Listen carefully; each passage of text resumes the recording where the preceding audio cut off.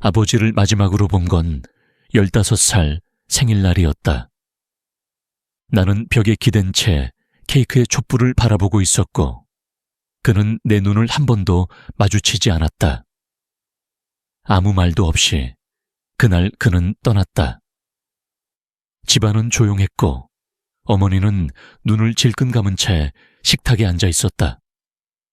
창밖에선 봄비가 조용히 떨어지고 있었지만 내 안은 한겨울처럼 얼어붙어 있었다. 그날 이후로 나는 아버지의 소식을 듣지 못했다. 어머니는 그의 이름조차 입에 올리지 않았고 나는 차츰 그가 없던 삶에 익숙해졌다.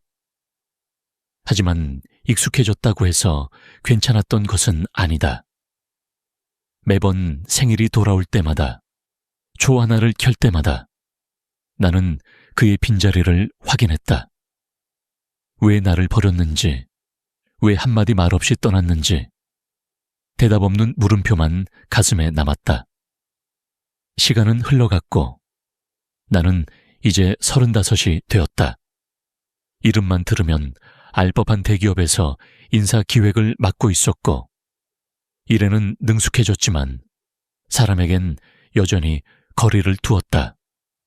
감정을 드러내는 일이 무의미하다고 여겼고 기대는 곧 실망으로 이어진다는 걸 너무도 일찍 배웠기 때문이다. 그렇게 내 인생에서 가족이라는 말은 아주 조용히 사라져 있었다. 어느 날 익명의 번호로 전화가 왔다. 목소리는 무겁고 조금은 조심스러웠다. 혹시 김동민 씨 되시죠? 네, 그런데요. 김성호 씨의 자제분 맞으신가요? 아버님께서 최근에 위독하십니다. 순간 심장이 잠깐 멈춘 것처럼 느껴졌다. 그 이름, 잊은 줄 알았는데 내 머릿속 어딘가에 여전히 날카롭게 박혀 있었다. 병원은 어디죠? 나는 그렇게 물었다. 무의식 중이었다. 차가운 분노도 어릴 적 상처도 잠시 밀려나고 단지 확인하고 싶었다. 그가 정말 살아있었는지, 그리고 왜 이제야 나를 찾는 건지. 병원은 도심에서 조금 떨어진 호숫가 근처에 있었다. 회색 외벽에 노란빛이 희미하게 번지고 있었고 병실은 5층 끝자락. 문을 열자 그는 산소 호흡기를 낀 채 누워 있었다.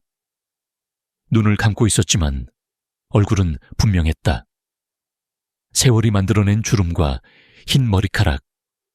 하지만 나는 그 얼굴을 단번에 알아볼 수 있었다. 심장이 묘하게 뛰었다. 미움인지 공허함인지 알 수 없는 감정이 천천히 올라왔다. 옆에 있던 중년 남자가 말했다. 당신이 아들이라면 아버님께서 당신만 찾으셨습니다. 아무런 가족도 없다고 하셨습니다. 나는 묵묵히 고개를 끄덕였다.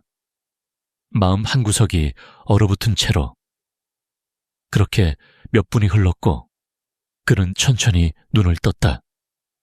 내 얼굴을 바라보더니 입술이 조금 떨렸다. 동민이냐? 나는 대답하지 않았다. 대신 그를 가만히 바라봤다. 그의 눈동자에 비친 내 모습은 자라지 않은 아이 같았다.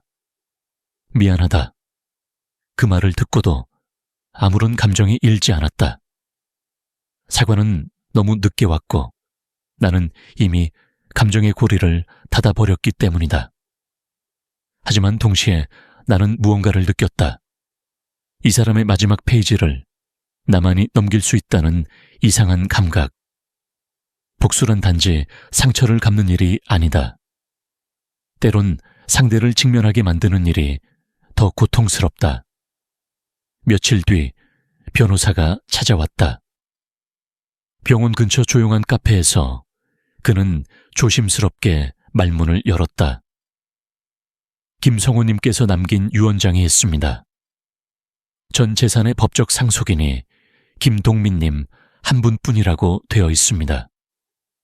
나는 조용히 물었다. 그게 왜 나죠? 아버님께서 그러셨습니다. 당신만이 그 죗값을 보게 해줄 수 있다고요. 그 순간 나는 알았다. 이 모든 과정이 그의 늦은 속죄라는 걸. 그는 병든 몸으로도 자신이 한 선택의 끝을 마주하려 했다. 어쩌면 그것이 그의 방식의 용서였는지도 모른다. 나는 유산을 받기로 했다. 단지 돈 때문이 아니었다. 내가 떠난 그에게 마지막으로 말할 기회를 가져야 했기 때문이다. 그의 재산이, 그의 마지막 말이, 그의 모든 후회가 내 손에 있을 때 비로소 나는 살아남은 자가 된다. 남겨진 자가 이 이야기를 마무리 짓는다. 어느 날 밤, 병원 복도는 조용했고 창문 너머로 빗소리가 들렸다. 나는 그에게 다가가 조용히 말했다. 이제 나만 남았어요. 당신이 남긴 모든 것과 함께요. 그는 눈을 감은 차에 작게 웃었다. 그 웃음이 슬픔인지 안도인지는 알 수 없었다. 그러나 나는 안다. 이건 시작일 뿐이라는 걸. 장례식은 생각보다 조용했다. 조문객이라 부를 사람도 거의 없었다. 그가 남긴 인생의 흔적은 돈 몇 장과 벽에 걸린 사진 한 장 정도였다. 흑백 사진 속 젊은 그는 내가 기억하던 그보다 훨씬 따뜻한 표정을 짓고 있었다. 나는 그 사진을 한참 바라봤다. 그리고 조용히 속으로 되뇌었다. 이제야 당신 얼굴을 제대로 보네요. 유언장이 공개되고 언론에 기사 한 줄 나지 않았지만 법적 절차는 빠르게 진행되었다. 그는 꽤 많은 재산을 남겼다.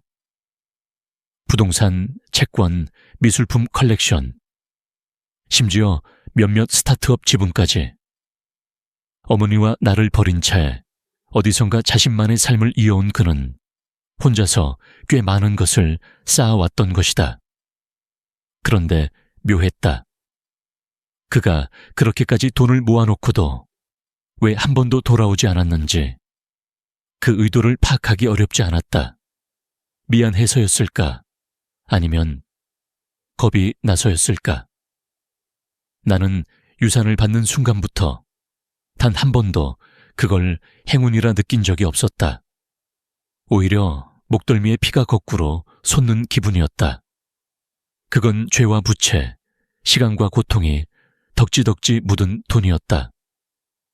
나는 그가 남긴 서류를 하나하나 정리하며 한 가지 이상한 점을 발견했다. 그의 자필 메모들 사이 꽤 자주 등장하는 이름 하나. 정윤재, 처음 듣는 이름이었다. 나는 곧바로 조사에 들어갔다. 그리고 얼마 지나지 않아 나는 뜻밖의 인물을 만나게 되었다. 윤재는 내 또래였다. 정확히는 1살 아래. 서울 근교에서 작은 카페를 운영하고 있었다. 나는 아무 말 없이 손님인 척 카페를 방문했다. 오래된 LP가 흘러나오는 아담한 공간이었다. 그는 친절했고 말수가 적었다. 하지만 그의 눈은 낯설지 않았다. 혹시 아버지를 아셨나요? 나는 마침내 물었다. 그는 순간 멈칫했다. 그리고 조심스럽게 대답했다. 예, 저를 키워주신 분이에요. 그 말은 날카로운 칼날처럼 가슴에 박혔다. 키워주셨다고. 나는 그제야 퍼즐 조각이 맞춰지기 시작했다. 아버지는 날 버리고 다른 가족을 만든 것이다. 피를 나눈지는 모르겠지만 그는 아버지와 함께한 삶을 살았다. 내가 가질 수 없었던 모든 것, 웃음, 관심, 대화, 함께한 시간, 그는 가졌던 것이다. 나는 돌아오는 길에 무너질 것처럼 흔들렸다. 전철 안에서 흔들리는 창밖의 풍경을 보며 이가 갈렸다. 그게 질투였는지 분노였는지 아니면 깊은 슬픔이었는지 나조차 알 수 없었다. 며칠 뒤 다시 카페를 찾았다. 이번엔 손님이 아닌 사람으로 내 이름을 밝히고 관계를 설명했다.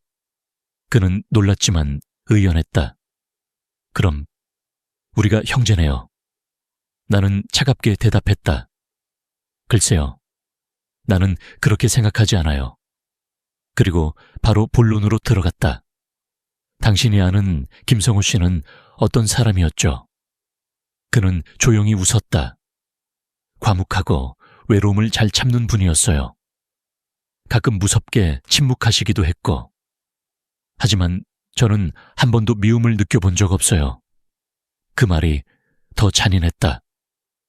그는 그런 사랑을 받았다는 사실만으로도 이미 나보다 우위에 있었다. 나는 그의 삶을 뺏고 싶지 않았다. 아니, 정확히는 그가 가졌던 기억의 온기를 지우고 싶었다. 그게 내 방식의 복수였다. 나는 아버지가 남긴 서류 중 기부란 항목에 눈을 두었다. 유산의 일부를 재단이나 기관에 기부하려 했던 기록이 있었다. 그 과정은 끝내 이루어지지 않았지만 그의 의도는 남아있었다. 나는 그걸 이용하기로 했다. 공식 발표를 냈다. 김성우 회장의 유언에 따라 전 재산은 사회에 환원됩니다. 단, 일부 부동산은 유소년 복지 사업에 사용됩니다. 언론은 조용히 반응했다. 세간의 이목은 없었지만 나는 그 결정이 가져올 파장을 알고 있었다. 며칠 뒤 윤재가 찾아왔다. 그럴 필요까지 있었어요. 나는 담담하게 대답했다. 당신은 그 사람을 사랑했죠. 나도 그랬어요. 방식이 달랐을 뿐. 그는 아무 말도 하지 않았다. 그 순간 나는 우리가 완전히 다른 존재라는 걸 확신했다. 사랑을 받으며 자란 자와 버림을 경험한 자. 이 두 존재 사이의 간극은 쉽게 좁혀지지 않는다. 밤이 깊어졌고 나는 병원 근처 공원 벤치에 앉아 있었다. 바람은 찬 기운을 품고 있었고 내 안의 감정은 조용히 정리되고 있었다. 그의 재산도 그의 이름도 그의 마지막 미안하단 말도 이제 모두 내 것이었다. 하지만 그게 무슨 의미가 있나 싶었다. 나는 단지 하나를 얻기 위해 이 긴 여정을 시작했던 거다. 왜 나였을까? 나는 혼잣말을 내뱉었다. 그리고 나지막이 속삭였다. 왜 하필 나였을까? 며칠 동안 나는 집에 틀어박혀 그의 유품을 정리했다. 그가 남긴 수첩, 오래된 편지, 영수증, 그리고 수십 장의 사진들. 그 안엔 내가 없는 삶이 고스란히 담겨 있었다. 어떤 사진에는 정윤재가 10살쯤 되어 보였다. 생일 케이크 앞에서 아버지와 함께 웃고 있었고 그 표정은 내가 한 번도 받아보지 못한 표정이었다. 그날 밤 나는 정윤재에게 메일을 보냈다. 사진 한 장을 첨부했다. 당신에게는 의미가 있을지 몰라도 내겐 심장을 도려내는 기록입니다. 보내고 나서 후회했지만 다시 지울 수는 없었다. 나도 모르게 증명하고 싶었던 거다. 내가 왜 이렇게 분노했는지 그 이유를 말하고 싶었다. 며칠 뒤 그는 아무런 답장 없이 사진 한 장을 보냈다. 아버지가 병실 침대 옆에서 나지막이 웃고 있는 사진이었다. 사진 속에는 책 한 권이 놓여 있었다. 그리움이라는 이름의 유산, 그 제목이 내 가슴을 멎게 했다. 나는 그 책을 찾기 위해 병원에 다시 갔다. 담당 간호사는 익숙하다는 듯이 책을 건네주었다. 아버님이 매일 아끼던 책이에요. 자주 읽으시던 페이지가 접혀 있더라고요. 나는 병원 로비에서 그 책을 펼쳤다. 책갈피가 끼워진 페이지에는 조용한 문장이 있었다. 버림받았다고 생각하는 자는 끝내 자신을 증명하려 든다. 그 싸움이 끝났을 때 그는 어쩌면 이미 늙어 있다. 나는 한동안 그 문장을 반복해서 읽었다. 내 안의 감정은 폭풍처럼 요동쳤지만 바깥은 조용했다. 지나온 세월을 되돌아보니 나는 끊임없이 무언가를 증명하려 했다. 버림받지 않았다는 증거를, 가치 있는 사람이라는 걸, 쓸모 있는 존재라는 걸. 그 증명의 끝이 유산이라면 이건 너무도 허무한 결론이었다. 그날 밤 술에 취한 채 집으로 돌아왔다. 거실 불은 꺼져 있었고 바닥에 놓인 아버지의 손목시계만이 시간을 알리고 있었다. 나는 바닥에 주저앉아 그 시계를 들었다. 가느다란 바늘이 째깍째깍 마치 내 심장처럼 움직였다. 그 순간 이상한 감정이 밀려왔다. 아버지는 나를 떠났지만 나를 잊지는 않았던 건 아닐까? 아니, 그게 나의 희망일 뿐일지도 모른다. 다음 날 아침, 나는 법률 사무소를 찾아갔다. 변호사에게 요청했다. 유언장을 수정하고 싶습니다. 그는 놀란 눈으로 나를 바라보았다. 이미 효력이 발생한 유언장인데요. 남은 부분을 기부합니다. 모든 자산을 정리해서 아동심리상담센터 설립에 써주세요. 제 이름도 아버지 이름도 붙이지 말고요. 그는 조용히 고개를 끄덕였다. 왜 이 결정을 하시나요? 나는 가만히 말했다. 복수는 끝났거든요. 그 말이 진심인지 나조차 확신할 수 없었다. 하지만 뭔가 내려놓아야 한다는 생각만은 분명했다. 아버지가 내게 남긴 유산은 결국 그 모든 시간이었다. 채워지지 않은 시간들, 대답 없는 질문들, 그리고 그로 인해 나는 누군가가 되었다. 상처 입은 채로, 하지만 살아있는 채로. 며칠 뒤 정윤재가 전화를 걸어왔다. 카페 앞에 오래된 나무가 있어요. 아버지가 자주 앉던 벤치가 그 아래 있어요. 그래서요? 거기서 우리 둘 다 같이 있어 본 적 없지만 그래도 언젠가 한 번은 함께 앉아야 하지 않겠어요? 나는 대답을 하지 않았다. 전화기를 들고 조용히 고개만 끄덕였다. 하지만 그는 알았던 것 같다.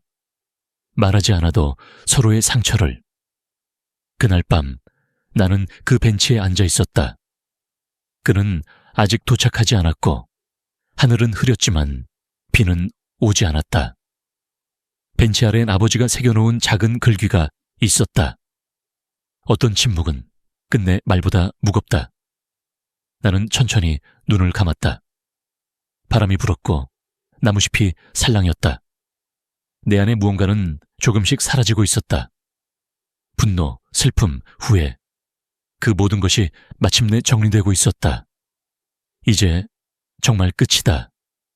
나는 그렇게 생각했다. 하지만 끝은 언제나 조용히 다른 시작을 품고 있다. 그날 밤 집에 돌아온 나는 생리주기를 기록해둔 달력을 보았다. 매번 규칙적이던 주기가 2달째 비어 있었다. 그 순간 낯선 감정이 스쳐 지나갔다. 설마. 나는 조용히 숨을 들이켰다. 갑작스런 열감, 밤마다 이어지는 불면, 감정의 기복. 그리고 나는 알아차렸다. 폐경기.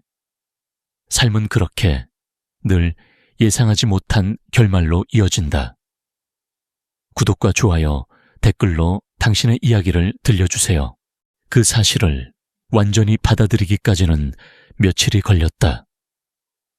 병원에서 검사를 받은 날, 의사는 조심스럽게 말했다. 조기 폐경이 시작된 것 같습니다.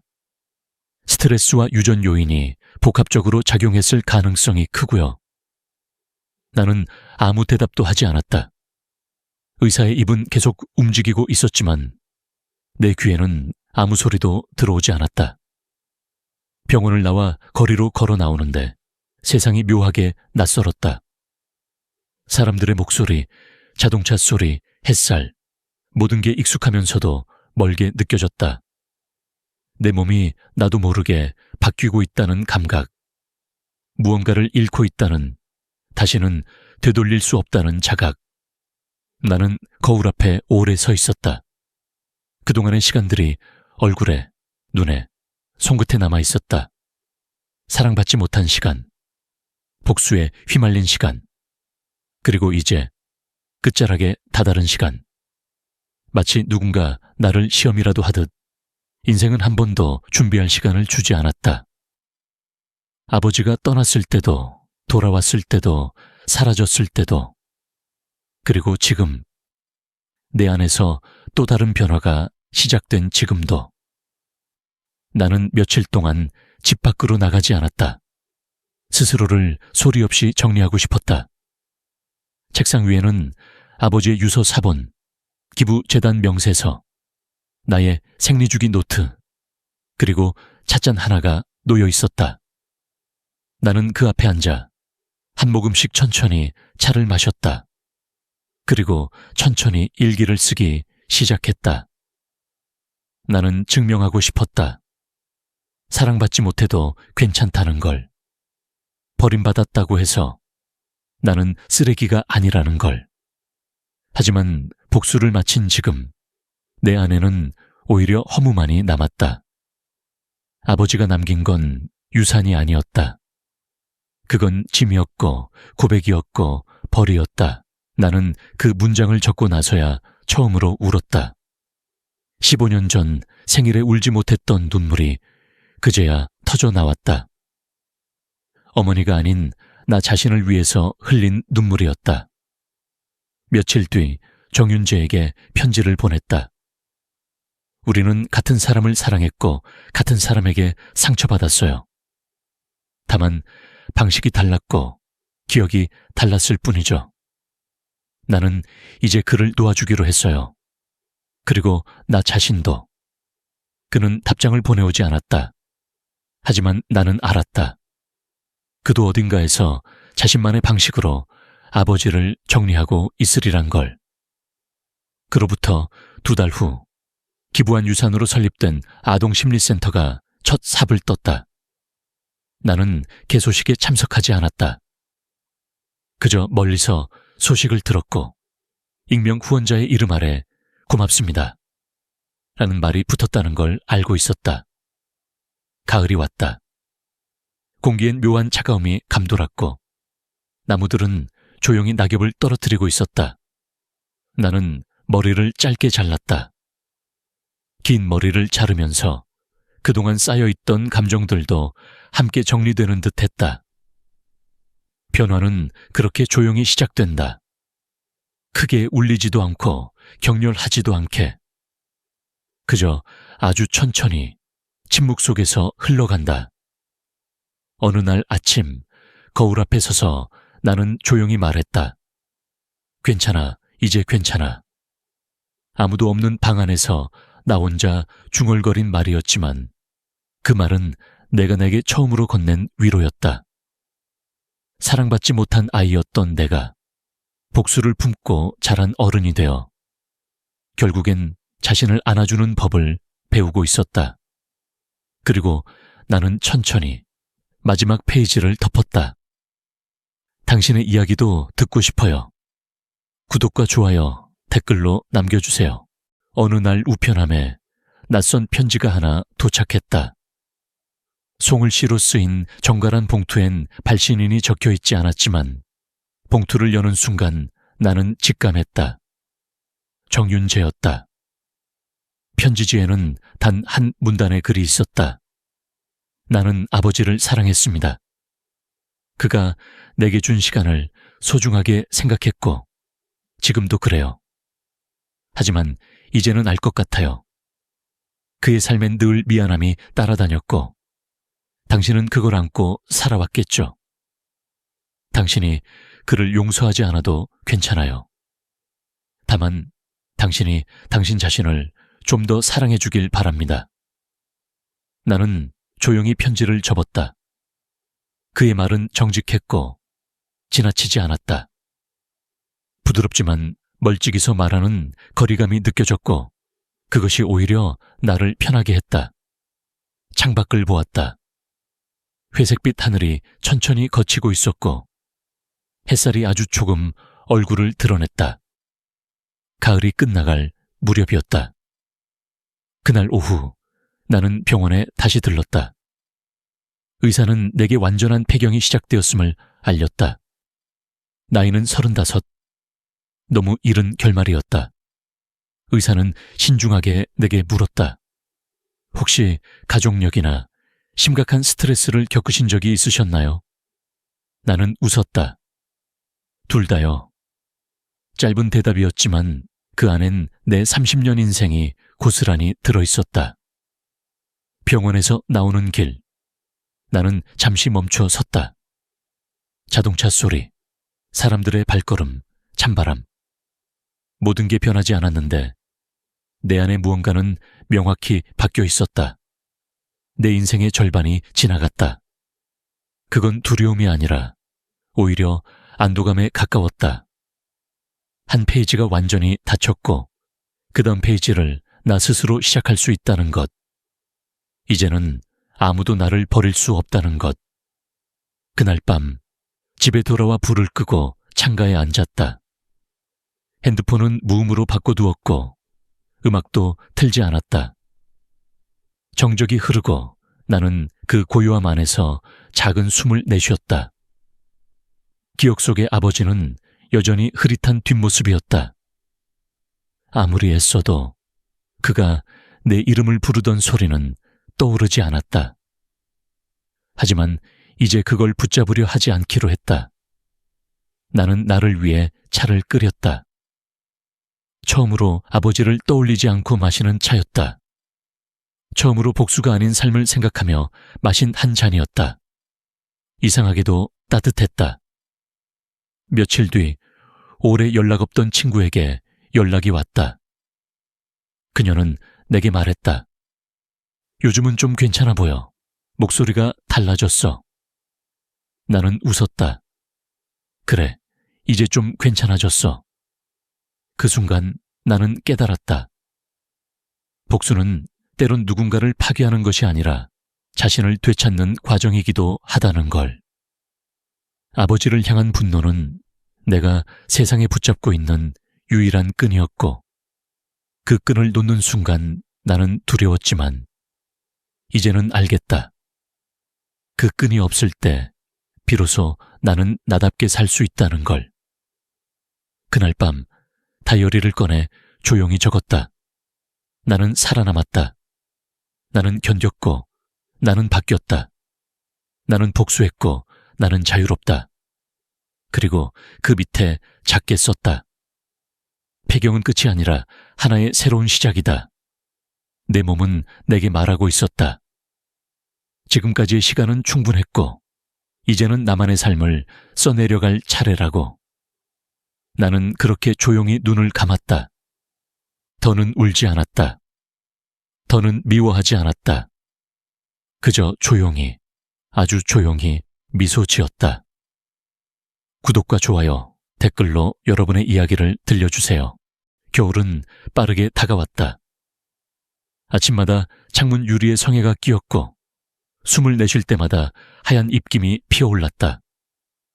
집안엔 난방이 잘 되어 있었지만 그보다 더 따뜻한 건 내 안의 평온이었다. 그건 단순한 포기가 아니었다. 모든 복수가 끝난 뒤 찾아오는 정적. 그곳에서 비로소 나는 나를 마주하게 되었다. 나는 여전히 매일 아침 차를 끓였다. 그 향기로운 습관은 나를 안심시켰고 하루의 시작을 차분하게 열어주었다.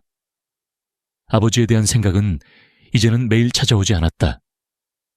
그가 떠났다는 사실이 내 안에 천천히 자리를 잡아가고 있었다.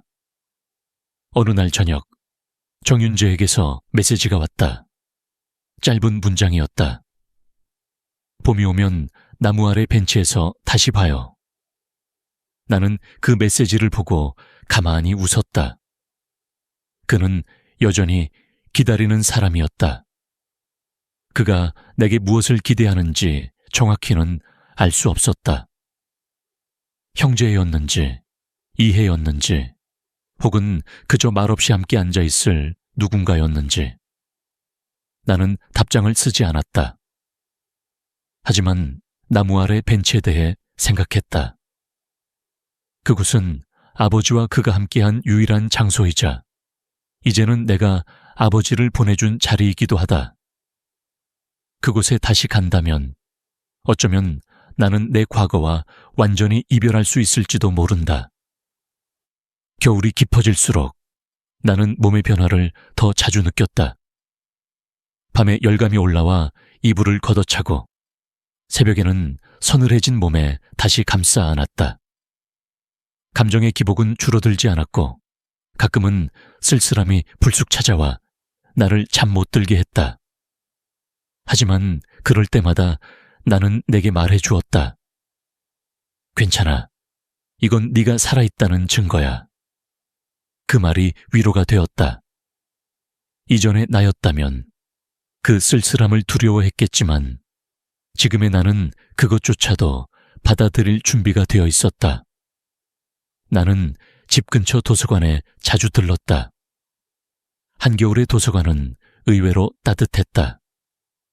조용한 사람들, 규칙적인 책장 넘김 소리, 그리고 빛이 들이치는 창가 자리. 나는 그곳에서 여자의 몸과 마음에 대한 책을 읽기 시작했다. 처음엔 단순한 지식이 필요해서였지만 어느새 그것은 나를 알아가는 여행이 되었다. 배경은 상실이 아니었다. 그건 변형이었고 새로운 리듬이었다. 그동안 나를 규정지어온 수많은 여성성의 틀에서 이제 나는 조금씩 벗어나고 있었고 그 자유는 예상보다도 더 넓었다. 하루는 우연히 다이어리 옆에 놓인 옛 사진첩을 꺼냈다. 어릴 적의 나, 어머니와 함께 있던 그 몇 안 되는 사진들, 그리고 마지막 페이지에는 아버지와 함께 찍힌 단 한 장의 사진이 있었다. 흑백이고 흐릿하고 빛바랜 사진 속에서 나는 그와 나란히 앉아 있었다. 그의 손은 내 어깨 위에 살짝 얹혀 있었고 나는 조금 어색하게 웃고 있었다. 그 사진을 가만히 들여다보다가 문득 그 손의 무게를 기억해내려 애썼다. 기억나지 않았다. 하지만 그 사진이 존재한다는 사실만으로도 그의 마음이 한때는 내게 머물렀다는 증거 같았다. 나는 그 사진을 다시 앨범에 넣었다. 그리고 다이어리 한쪽에 적었다. 기억은 완전하지 않아도 존재는 사라지지 않는다. 우리는 결국 서로의 인생에 있었고 그 사실만으로도 충분한 날이 온다. 나는 여전히 혼자였고 여전히 밤에는 때때로 쓸쓸했다. 하지만 나는 더 이상 복수로 내 인생을 채우지 않았고 그 자리에 차오른 건 다정한 사유들이었다. 그리고 나는 그렇게 나의 인생을 다시 쓰기 시작했다. 이제는 누구의 그림자도 아닌 오롯이 나의 이야기로.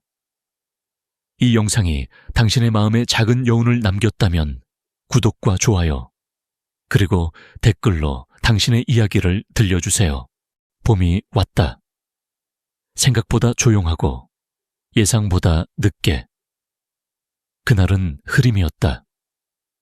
햇살은 드문드문 구름 사이로 고개를 내밀었고 벤치 아래 흙은 아직도 겨울의 냉기를 품고 있었다. 나는 오래전 정윤재가 말했던 그 벤치로 향했다. 나무는 여전히 그 자리에 있었다. 잎은 아직 피어나지 않았지만 가지 끝엔 작은 새싹이 움트고 있었다. 나무는 잊지 않는다. 겨울의 냉기를, 그리고 봄의 약속을. 벤치에 앉은 나는 잠시 눈을 감았다. 바람이 얼굴을 스치고 멀리서 아이들의 웃음소리가 들려왔다. 세상은 여전히 살아있었고 나는 그 안에서 조용히 숨을 쉬고 있었다.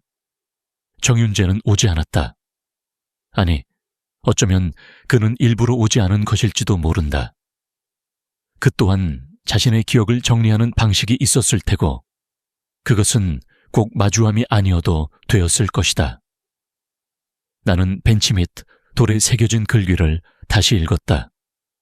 어떤 침묵은 끝내 말보다 무겁다. 그 말의 의미를 이제는 알 것 같았다. 내가 아버지에게 듣지 못한 수많은 말, 그가 내게 남기지 못한 수많은 표정, 그 모든 침묵이 내 안에서 아주 오래 울리고 있었다. 하지만 이제는 괜찮았다. 나는 그 침묵을 받아들이기로 했다. 그리고 그 침묵 속에서 내 삶의 새로운 목소리를 만들기로 했다. 벤치에 앉은 지 얼마나 흘렀을까? 핸드폰이 조용히 울렸다. 익숙한 번호였다. 산부인과 상담 간호사였다. 네, 맞아요. 지난번 검사 결과 상담하러 오라고 하셨죠? 나는 천천히 대답했다. 폐경 이후로 내 삶은 훨씬 섬세해졌고 나는 더 이상 몸의 변화를 두려워하지 않았다. 그건 자연스러운 흐름이었고 나는 이제 그 흐름을 받아들이는 법을 배우고 있었다. 길을 따라 천천히 걸어 내려오는데 작은 공방 하나가 눈에 띄었다. 창문 너머 한 여자가 도자기를 만들고 있었다. 그녀의 손길은 조용했고 단단했다. 나는 그 장면을 바라보다가 마음속에 작은 불씨 하나가 켜지는 걸 느꼈다. 나도 뭔가를 만들어 볼까? 그동안 나는 무너진 삶을 복구하기에만 바빴다. 하지만 이제는 새로운 것을 시작할 수 있는 시간이었다. 아버지가 내게 주지 못했던 것, 내가 복수로부터 되찾은 모든 감정들, 그 모든 것을 담아 새로운 무언가를 만드는 것. 나는 천천히 집으로 돌아와 책상 앞에 앉았다. 노트북을 열고 새 문서를 켰다. 커서가 깜빡이는 하얀 화면을 마주한 나는 조용히 그리고 아주 깊이 숨을 들이쉬었다. 그리고 첫 문장을 썼다. 나는 아버지를 미워했다. 하지만 그보다 더 오래 나는 나 자신을 몰랐다. 그 문장이 화면 위에 떠올랐을 때 나는 처음으로 내 이야기를 쓰고 있다는 실감을 느꼈다. 그동안 내가 살아온 모든 시간이 이 순간을 위해 있었던 것처럼 나는 천천히 다음 문장을 이어갔다. 그날 밤 나는 오랜만에 꿈을 꿨다. 꿈속에서 나는 어린 시절로 돌아가 있었고 그때의 나는 여전히 생일 케이크 앞에 서 있었다. 하지만 이번엔 아버지가 내 옆에 있었다. 그는 아무 말 없이 내 어깨에 손을 올렸고 나는 그 손길을 밀어내지 않았다. 눈을 떴을 때 창문 밖엔 봄비가 내리고 있었다. 조용하고 따뜻한 비. 나는 조용히 혼잣말했다. 이제 정말 괜찮아. 그리고 이 마지막 문장을 남긴다. 이야기를 끝까지 들어주셔서 고맙습니다. 이 영상이 당신의 마음에 조용한 울림이 되었다면 구독과 좋아요, 댓글로 당신의 이야기를 들려주세요. 우리 모두의 목소리가 누군가에겐 위로가 될 수 있으니까요.